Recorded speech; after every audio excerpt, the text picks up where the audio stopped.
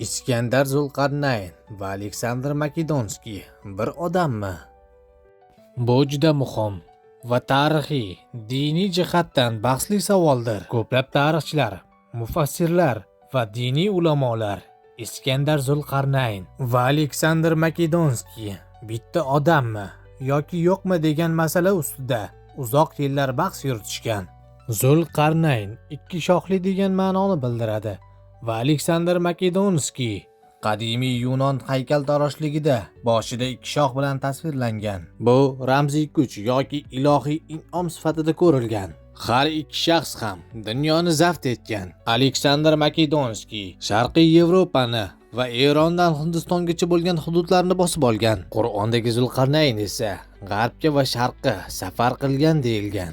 Ular har ikkisi ham sayohatchi va podshoh, harakatli imperator, turli xalqlar orasida yuradigan odam sifatida ta'riflangan. Zulqarnayn Qur'onda dindor, Allohga itoat etuvchi, adolatli podshoh sifatida tasvirlangan. Aleksandr Makedonskiy esa butunlay butparast edi. Yunon xudolariga sig'ingan. U Apollon, Zeus kabi xudolarga ibodat qilgan. Zulqarnayn Qur'onda zolimlarga qarshi zaiflarni himoya qiluvchi shaxs sifatida keltirilgan. Aleksandr Makedonskiy tarixda ba'zida yovuzona yurishlari, shafqatsiz jazolari va mastlikdagi yovvoyi harakatlari bilan tanilgan. Qur'ondagi Zulqarnayn payg'ambarlik zamonlaridan birida yashagan.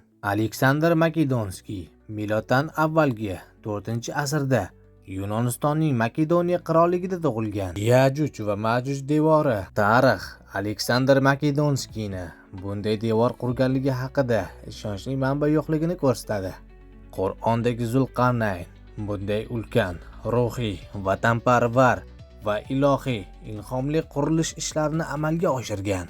Iskandar Zulqarnayn va Aleksandr Makedonskiy bitta odam emas degan qarashlar islom ulamolari orasida kuchliroq. Eng yirik mufassirlar fikri Ibn Kashir, Tarabiy, Zamaxshariy kabi mufassirlar Zulqarnaynni Makedonskiy bilan tenglashtirishga shubha bilan qarashgan. Video yoqqan bo'lsa, kanalga obuna bo'ling va qo'ng'iroqchani bosib qo'ying.